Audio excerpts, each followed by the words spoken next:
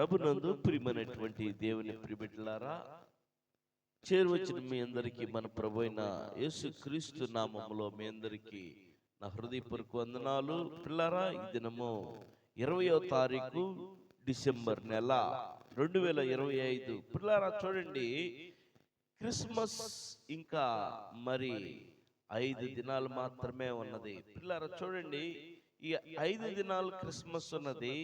ఈ యొక్క 2025 సంవత్సరము మరి ఇంకా ఎన్ని దినాలు ఉన్నాయి? 11 దినాలు, 10 దినాలు ఉన్నాయి. ఈ దినం తీసేస్తే ఇంకా 10 దినాలు మాత్రమే క్రిస్మస్. చూడండి నా ప్రియమైనటువంటి నూతన సంవత్సరం. పిల్లారా, ఈ యొక్క 10 దినాలు దాటిపోతే నూతన సంవత్సరంలో అడుగు పెడతాం మనం 2026 సంవత్సరంలో.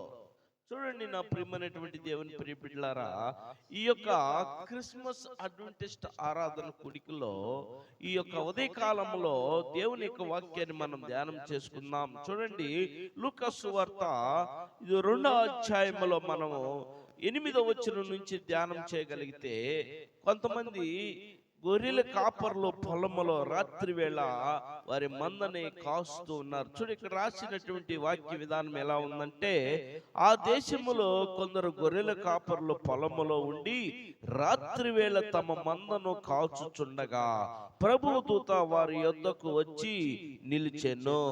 ప్రభు మహిమ వారి చుట్టూ ప్రకాశించినందున వారు మిక్కిలి భయపడిరి. చూడండి ప్రియమైనటువంటి నా ప్రియమైనటువంటి దేవుని ప్రియబిడ్డలారా, ప్రభు దూత వారి మధ్య నిలిచెను అంట. పిల్లారా చూడండి, ఎవరి మధ్య నిలిచెను? గొర్రెల కాపర్లు రాత్రి వేళ వారి యొక్క పొలంలో, రాత్రి వేళ వాళ్ళ మందని ఒక పొలంలో నిలిపివేసి వాళ్ళు ఈ చలికి మంట కాగుతూ ఉన్నారు. చలి మంట వేసుకున్నారు. దాన్ని చలి మంట అంటాం కదా.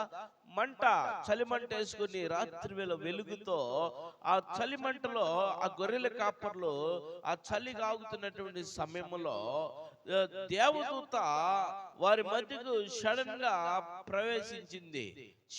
ప్రవేశించింది. వాళ్ళు చలి కాగుతూ ఆ మాట ఈ మాట చెప్పుకుంటూ ఉన్న సమయంలో దేవదూత వచ్చేసి వారి మధ్య అట్లా నిలిచినప్పుడు, పిల్లరా చూడండి, నిలిచినప్పుడు వారు ఏం చేశారు? మిక్కిలి భయపడిపోయారు.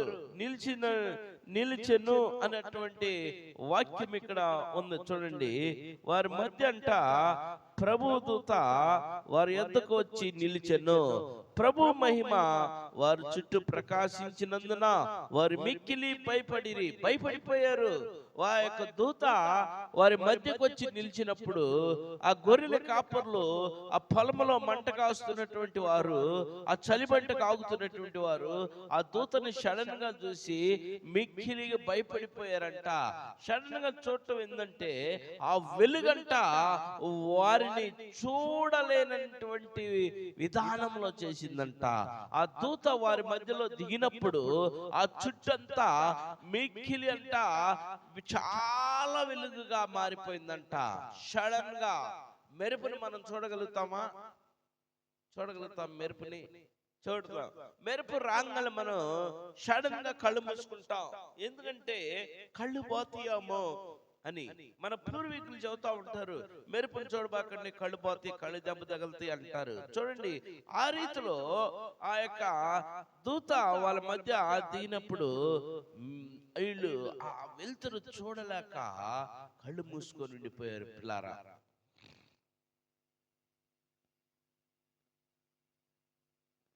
కళ్ళు మూసుకోగానే వాళ్ళు ఏంటి అని ఒకళ్ళు తౌడుకుంటున్నారు. వామ్మో ఏంది. సడన్ గా వచ్చే తలకి వాళ్ళకి అంతు పట్టల. పిల్లారా, అంతు పట్ల వాళ్ళు మిక్కిలి భయపడిపోతున్నారు. ఏంటి ఆందోళన, ఏంది ఈ వెలుగు, ఇంతవరకు ఎప్పుడు మనం మన జీవితంలో ఇంతవరకు చూడలేదు ఇలాంటి వెలుగు. ఎక్కడ కూడా ఇలాంటి వెలుగు నేను చూడలేదే, ఏంటి ఈ వెలుగు అని భయపడిపోతున్నారు. వాళ్ళు ఎప్పుడు ఎక్కడున్నారు, ఏ సమయంలో ఉన్నారు, ఏ టైంలో ఉన్నారు? రాత్రి వేళ అని ఉంది బైబిల్ గ్రంథంలో. రాత్రి వేళ అంటే చీకటి కాలంలో చీకటిలో ఉన్నారు వాళ్ళు. చీకటిలో ఉన్నారు, చీకటిలో సంచరిస్తున్నారు, చీకటి జీవితంలో ఉన్నారు. వాళ్ళ మధ్యకి ఒక వెలుగుని తీసుకొచ్చినాడు దేవుడు. పిల్లారా, ఈ రాత్రి నువ్వు కూడా, ఈ ఉదయకాలం నువ్వు కూడా ఆలోచన చేయి. నువ్వు చీకటిలో ఉన్నప్పుడు, చీకటి జీవితంలో ఉన్నప్పుడు, చీకటి తలంపుల్లో ఉన్నప్పుడు, చీకటి యొక్క ఉద్దేశాలతో ఉన్నప్పుడు, చీకటి యొక్క కోరికలతో ఉన్నప్పుడు, సడన్ గా దేవుని వాక్యము నీకు, ఈ వాక్యము నీకు వెలుగుగా నిన్ను టచ్ చేసినప్పుడు నీకు ఆందోళన కలిగింది. పిల్లారా, ఆందోళన, భయం కలిగించింది. వాక్యము వింటున్నా నువ్వు భయము పుట్టాల నీలో. చీకటి కార్యాలు చేయాలని నువ్వు ఈ ఉదయ కాలంలో ఆశిస్తూ ఉంటే, తలంపుల్లో ఉంటే, ఉద్దేశాల్లో ఉంటే,